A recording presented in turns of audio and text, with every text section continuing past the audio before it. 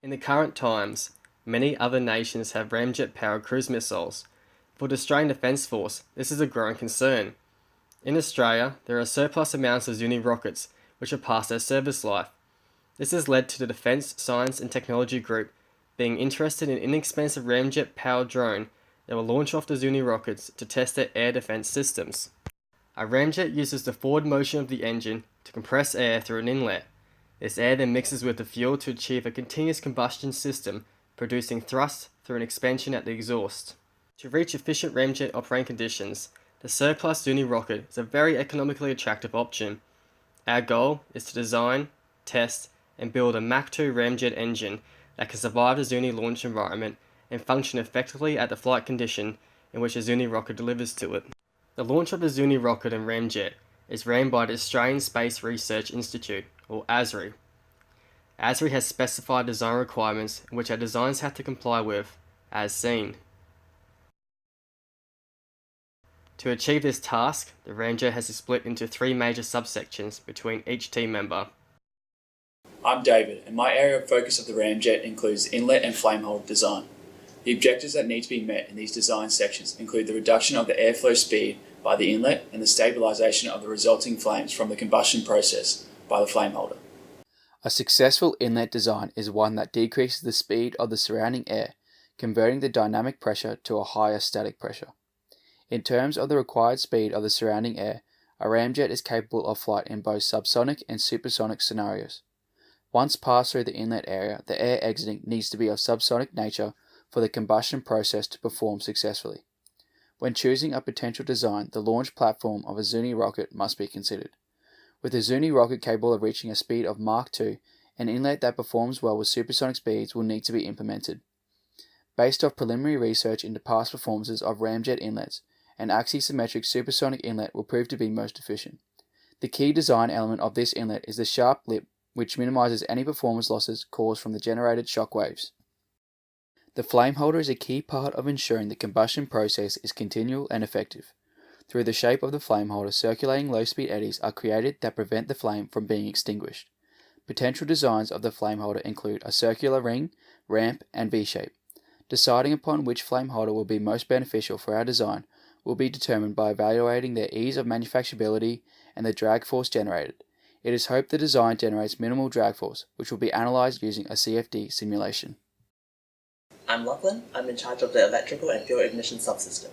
There are 4 main objectives in which this section intends to reach. We want to be able to read data from the sensors. The ignition system is functional and reliable during flight. The data is retrievable after the flight to allow comparisons between experimental data and CFD simulations. Finally, we need a structurally sound compartment to store the electronics. For the electronics, there will be pressure sensors selectively placed on the exterior and interior of the ramjet to record the flow of the air. The pressure sensors available will be relatively cheap when compared to high-end sensors. This is to save on cost. The data will be recorded by a data acquisition system. This is an example of a previous year's self-built DAS, and here's the RDAS by AED Electronics. The DAS needs to be small and sturdy to fit within the ramjet. After the air has been compressed and stabilized, the pressure recorded within the combustion chamber will reach a threshold in which ideal combustion can occur. At this threshold, a signal will be generated by the electronics to the fuel injection system and shortly after, the ignition system. This delay is to allow for the air and fuel to mix. The fuel ignition system can be electronic, such as spark plugs, glow plugs, or pyrotechnic devices. It is also possible to have a chemical ignition through hypergolic propellants, but will not be used due to the toxins released. To check for successful combustion, there will be temperature sensors within the combustion chamber, which will also be fed back into the data acquisition system to be retrieved after the flight. To complete this project, some preliminary design choices have been made. For the electronics, other than the general electrical components shown, the preliminary design choices is to use the RDAS system by AED Electronics, as it has provided software and is built professionally. The glow plug is much more reliable for ignition during flight compared to the spark plug. However, we may obtain military-grade electrical notches from a third party as an alternative. After the electronics and fuel injection method has been finalized, the power supply will be chosen to sustain the needs. I'm Craig. I'll be looking after the fuel injection system of the ramjet. My goal will be to deliver a fuel injection system that can provide enough fuel at the correct fuel-to-air ratio so that a Mach 2 ramjet can achieve stable combustion and produce positive thrust. I will achieve this by ensuring that the system is able to inject the fuel at an optimal penetration distance and spread at the correct time during the flight. For the fuel system, I'll be looking after the fuel tank, the piping or tubing, the fuel source, any valves to control the flow, and the ejection system, along with their properties such as penetration distance and spread. In terms of the fuel source, we will look into the possibility of using solid fuel pellets, but due to the possible difficulties of obtaining such a fuel, and a limited amount of testing that we'll be able to perform due to its one-time burn per packing, it is likely that we will stick with what the previous year's design teams have chosen and go over the hydrogen gas fuel system. The critical design options for the fuel tank will be whether to use an annular or cylindrical tank and where we have need for a pressurized bladder. The idea of the bladder was early discounted on the fact of the short flight time, which would make the bladder redundant as the high pressure fuel would leave the tank quickly, making the effects of slosh unlikely. We also chose to go with the cylindrical tank used by the previous years, as it will lower the costs and the need to purchase an improved pressure vessel. From the tank, we will use a solenoidal valve as opposed to a mechanical one, as it will offer a high degree of control for the timing of the fuel release and the flow rate.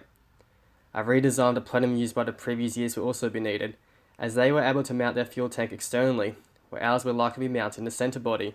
Therefore, a shorter plenum will be needed to house the pressurised fuel before injection due to the length constraints for the payload of a Zuni rocket.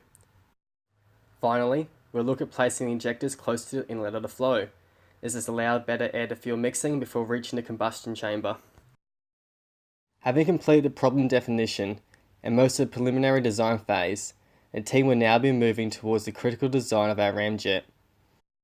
Each member will begin to expand on the preliminary understanding of the design choices, their respective testing and simulations. The testing and simulation will provide our team information that finalises our design choices, leading to initial critical design with a suitable bill of materials for the required parts. In terms of the overall budget, negotiations are still ongoing with the Defence Force, so it is yet unsure to the degree of funding that we will receive. Once all this information has been gathered, a more detailed design will be created, along with prototypes that can be tested in the wind tunnels. These final testing stages are important, as it will lead to the finalisation of our ramjet design.